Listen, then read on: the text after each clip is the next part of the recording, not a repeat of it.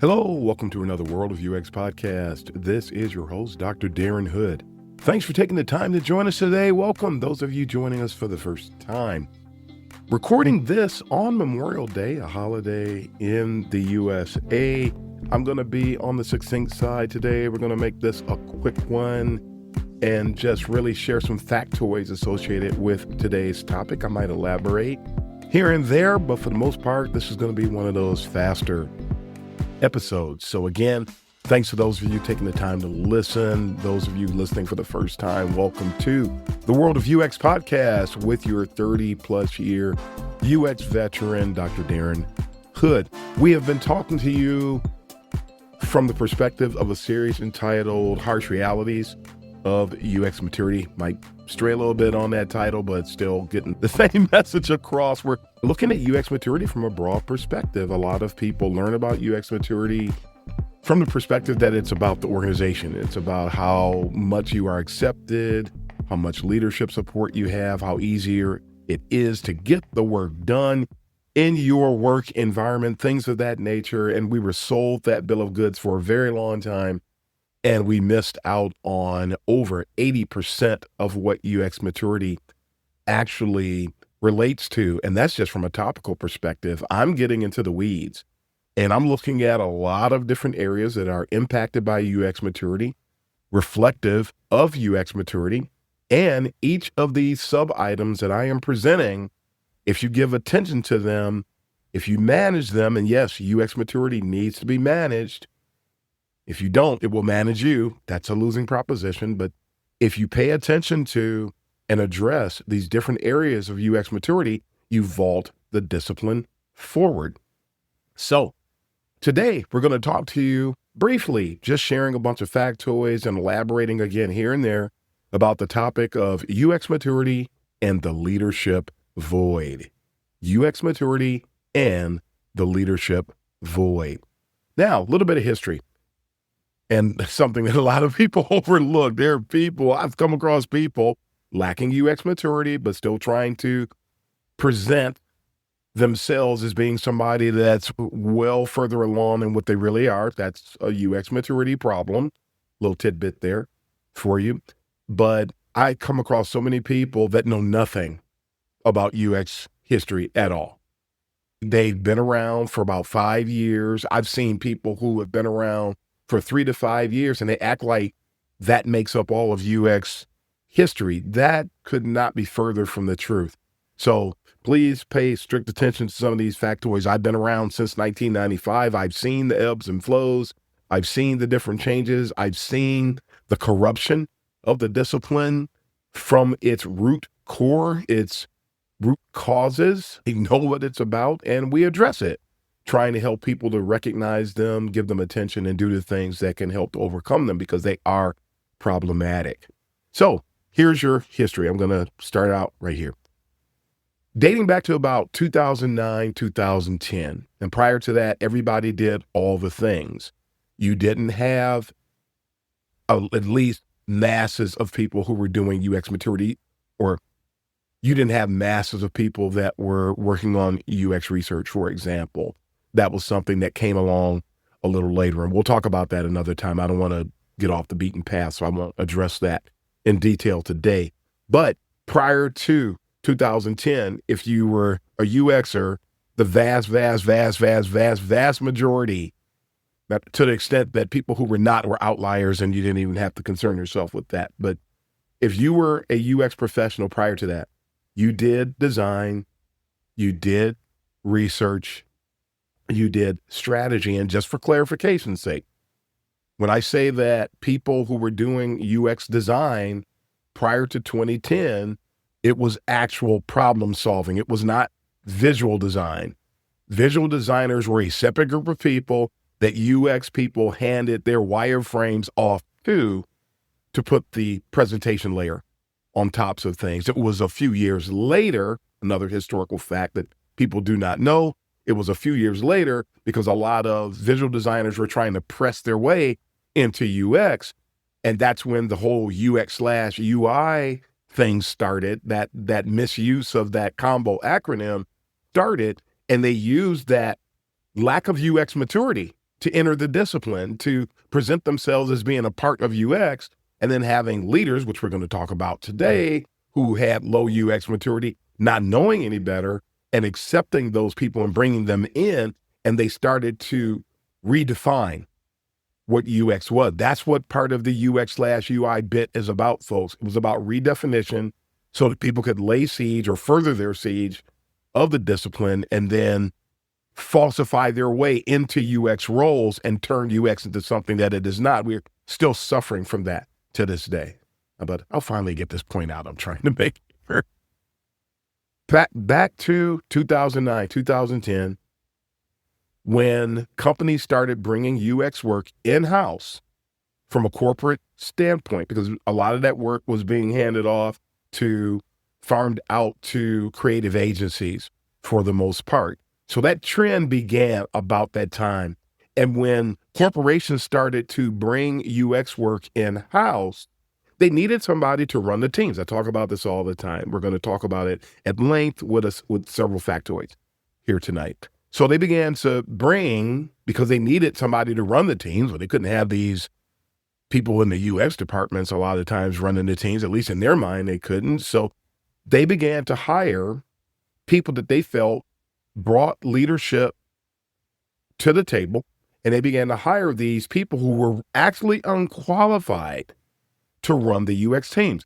Why do I say these people were unqualified? Whereas they were qualified from a leadership standpoint, when people had low UX maturity levels, they didn't understand really what it was going to take.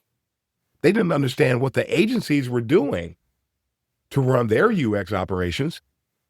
And they just put, as we commonly say, butts in seats. They began to just hire somebody to fill the role. They needed somebody to fill the role, so they hired somebody to fill the role. And so going from about 2009, 2010 to about 2015, that became the norm. The vast majority of people running UX teams, and to this day still, the vast majority of people running UX teams are actually unqualified. If you looked at them from a UX maturity standpoint, if you looked at them for where they would qualify as an individual contributor, a lot of those same people were entry-level folks. So you've got the equivalent of entry-level folks, or even worse, some people who didn't even have that. It's interesting, I think in my history, my best boss, the best boss I ever had in my career was a non-UXer. So I'm not saying that having a non-UXer running a UX team is an automatic loss, or you're not automatically going to suffer because of that. The company that I worked at that did that, a very large company in the world from world standard perspectives, but he knew what he didn't know. He knew what he was hired to do. And I was hired because he knew he didn't know how to do it. And I was brought in to help build that team's UX practice stateside for that large organization. And we succeeded because he stayed in his lane. So this is something that a lot of these people I'm talking about who come in, the unqualified people who come in to run UX teams, these are losing propositions most of the time because he knew he had low UX maturity level and he was not trying to tell us what to do from a UX perspective. He left that up to me. These people are not doing that. These people don't know what they don't know, or they know what they don't know and they don't care. So as a result, because they put on their Dunning-Kruger cape and they go out and they step out and they try to run the UX teams, knowing that they have no idea, in many cases, they have no idea what they're doing, but they refuse to back down. They make hiring decisions that are bad. That person hired me knowing that he didn't know, but he knew that I knew business. See, that was the key. He knew that he was bringing in somebody who knew UX. He could tell that I knew what I was talking about. He could tell that I knew my stuff. But he also was bringing somebody in, and a lot of people in UX lack business acumen. They don't know how business is supposed to be run. I knew how to communicate with people in leadership from a business standpoint. He knew that I had what it took to do what they needed in that role. A lot of these people with low UX maturity that are running UX teams and low practitioner acumen, they just, and a lot of them don't even know business either. They didn't have what that person had. That person had the model for if you're going to have someone that doesn't know UX to run UX operations, he was the perfect model. He was a template for how that's supposed to be done. Are people trying to figure that out? Absolutely not. No, they're not. They just, again, they want butts in seats. So fast forward to 2015, picking back up there, the trend of having non-UXers running UX teams was in full effect mode. And again, even more so today, and not following the model such as what I was talking about. So now in 2024, the vast majority of UX teams are run by people who've never been in the trenches when it comes to UX work. They don't know how things are done. Some of them know how to talk business. Some of them don't. Many of them do, but they don't know how to traverse where UX comes into play. If you look at a Venn diagram of these people, the part where they overlap UX is extremely small.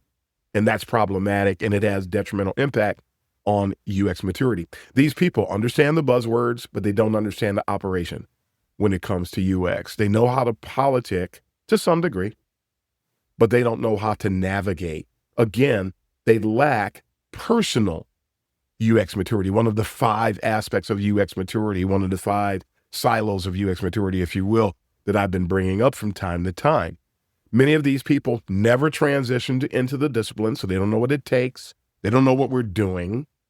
They have absolutely no idea how to manage more experienced practitioners. Hence, if you will do what something I have done, and you go from org to org to org to org to org to org to org to org to org to org to org, and you evaluate how UX operations are structured from an org chart perspective, I actually saw, when I talked about this before, there was one organization in particular that I'll use as an example where the UX leadership, former visual designers, former creative directors, former art directors, bad choice for running a UX team, by the way, because they are coming from an arena that's marked by ego. The visual design world is grounded in ego, whereas UX, you have to be ego-free. The more ego-free you are, the more success you can have. You have to be selfless to excel in UX, whereas in the visual design world, those people are often full of themselves. In UX, you do not own, you're not married to your solutions. You own it, but you're not married to it. These people in visual design, they're married to what they do. When you critique what a UX person has to say, we can just have further discussions about that and then try to validate or do research to validate. We can explain why we give such recommendations. On the visual design side of the house, that doesn't exist at all. That simply is not a thing. Or even if it is, it's a battle of subjectivity that people just keep bringing their aspect of subjectivity to the plate, and they just go back and forth and they bicker about their subjectivity. That doesn't exist in mature UX environments. So it's really interesting. So I looked at this one organization, and he was a former visual designer, and they had anywhere between 80 to 100 people in their UX organization, and over 90 to 95% of the people on their entire UX team were former visual designers. At least. I really can only think of one person offhand that comes to mind that had experience in UX that was not part of a visual design operation. That's really interesting. So you had all of these people. I mean, how many of those people actually transition into the discipline? Many people, everybody's welcome. You want to come into UX, that's fine, but you have to transition in because this is a different animal. You're going from being a visual designer or whatever you were coming into an arena where it requires you to be or become a scientist to excel at this work. UX is a science, folks. It's a science. If you don't transition into becoming a scientist, that's why you get so many people who are doing the spaghetti tossing. That's why you get so many people who are not grounded in fundamentals. That's why you get so many people who know nothing and have never performed a heuristic analysis because they don't understand the discipline and they don't care to. You talk to people all the time. You see these people all the time. How do I break into UX? That is a quote. I actually hate that phrase because it has, from a metaphorical perspective, it has an underlying tone of coming in by any means necessary, forcing your way in, not earning it, not transitioning. And so very, very bad. So in addition to the fact that people just like that have no idea how to manage more experienced practitioners, so you don't see them on their teams, this directly impacts hiring and UX team operations. It results in people being surrounded by and eagerly promoting other unqualified people. You'll see that a lot in these environments that lack UX maturity. These people, the former creative and art directors, they have a tendency to hire people in their own image, which actually has direct impact and detrimental impact on the ability to innovate, because they'll innovate on look and feel. They won't interact on function.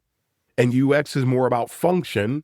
Do we care about aesthetics? Yes, but it's more about function than it is about aesthetics, and people need to understand that.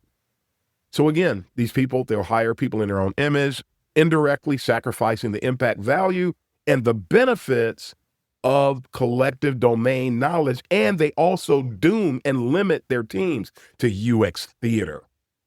This is what happens when you have or are subjected to the leadership void. In addition to being incapable of representing the discipline properly, these faux UX leaders also lack the ability and desire to properly represent the people that report to them. They don't really care. They don't care about these people's development. They don't care about representing them the right way. And so that has detrimental impact on UX maturity and on the discipline at large. We know, folks, as we begin to wrap up here, told you it was going to be short today, UX is operating at an extreme deficit these days. Even in mature organizations, there's always a pit somewhere. There's always a pocket that is not doing their absolute best. And that's okay. You can always upskill. You can always bring people up. You can always pull people up to where you are if you are higher, so to speak. But in order to resolve these problems, those in leadership roles, and I'm not saying that these people all need to lose their jobs or anything of that sort. People are where they are. They're who they are. They're where they are. They're what they are. But in order to resolve this problem, it's going to take some courage. And people in leadership roles that are not qualified, they need to go back to the future. People need to take time, look back. I talk about it all the time, my UX cycle of excellence. People can go back, start plugging gaps.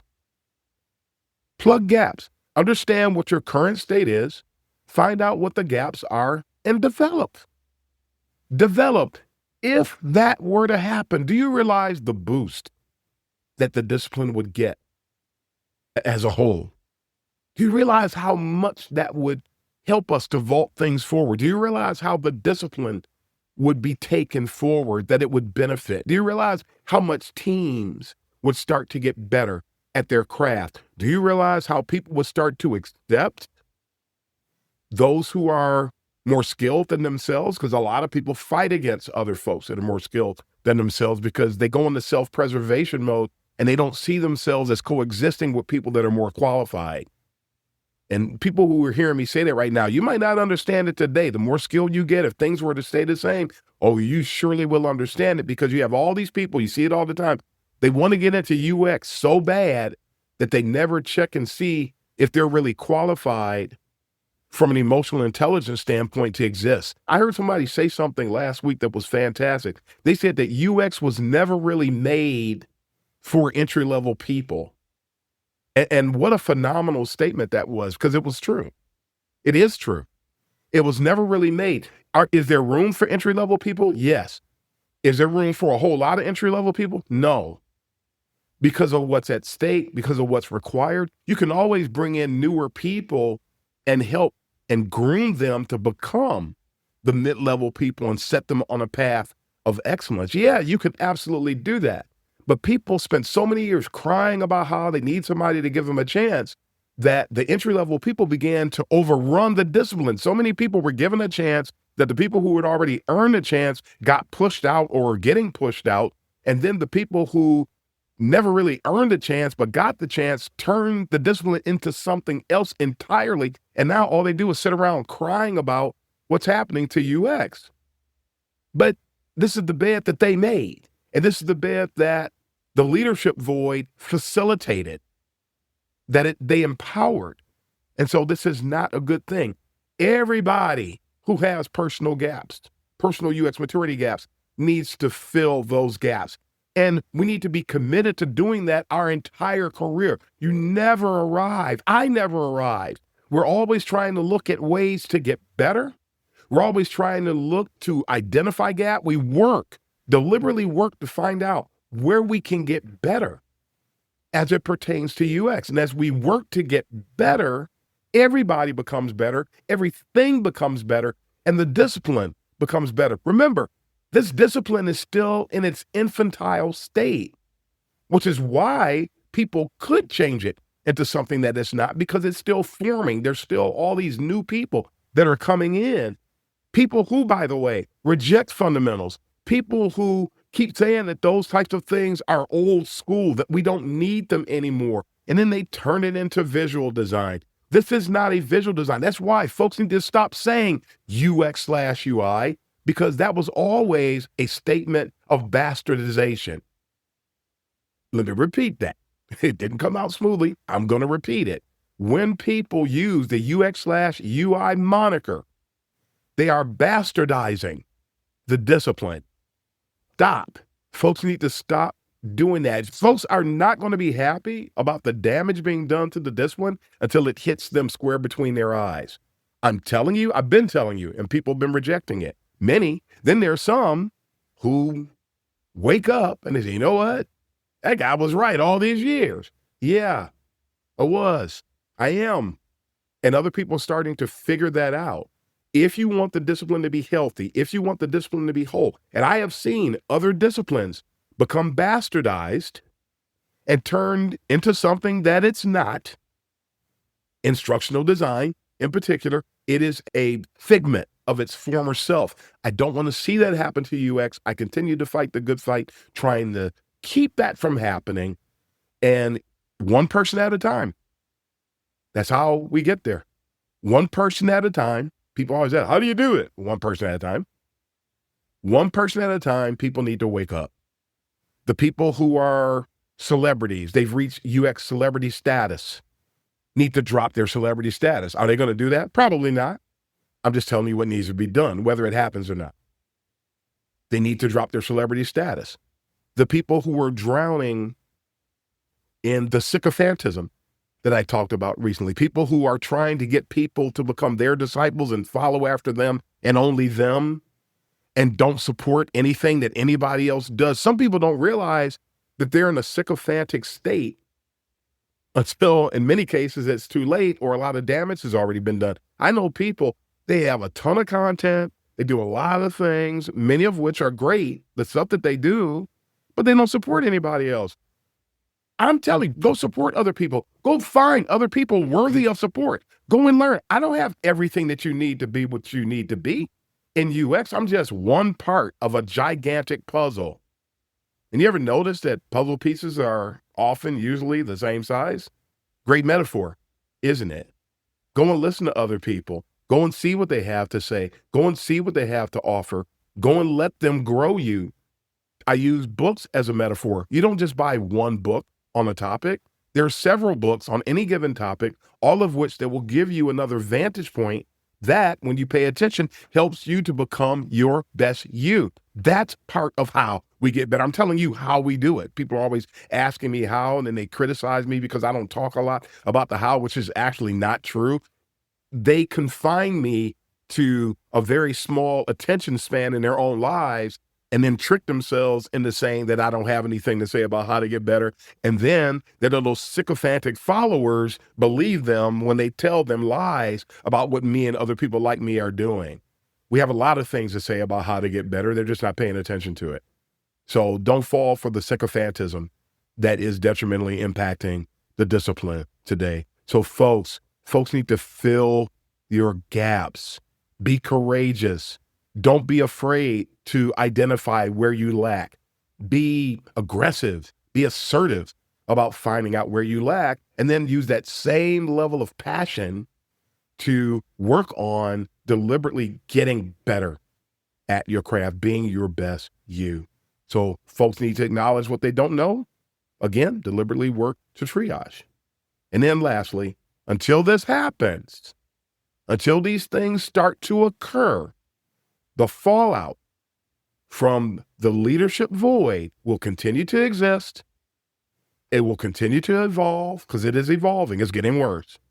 It will continue to mature, if you could call that maturity, that dysfunction, maturity, and we will continue to have to fight the good fight of faith to counter it. Folks, UX has a leadership void.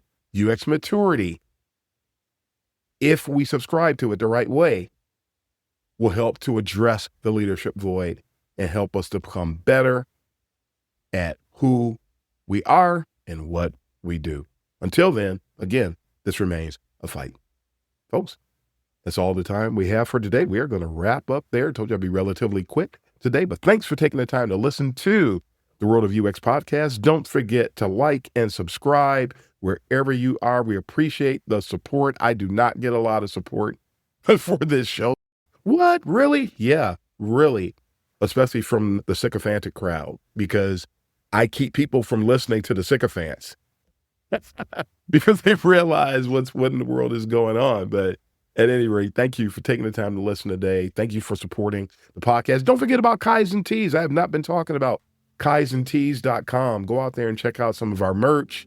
You can support the podcast by buying some of our merch, whether it's a coffee cup or a t-shirt or a hat or whatever it is. We got a lot of merchandise out there with some of the sayings and some of the things that we present on this show. And there's more stuff coming in the not too distant future. But we appreciate all the support that folks have had for us out there that you've given us.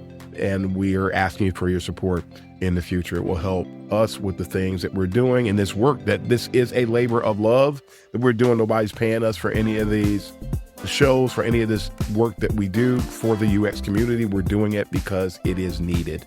We're doing it because we care, not because we're trying to make a celebrity or reach celebrity status or anything of that sort. So that's why we do what we do.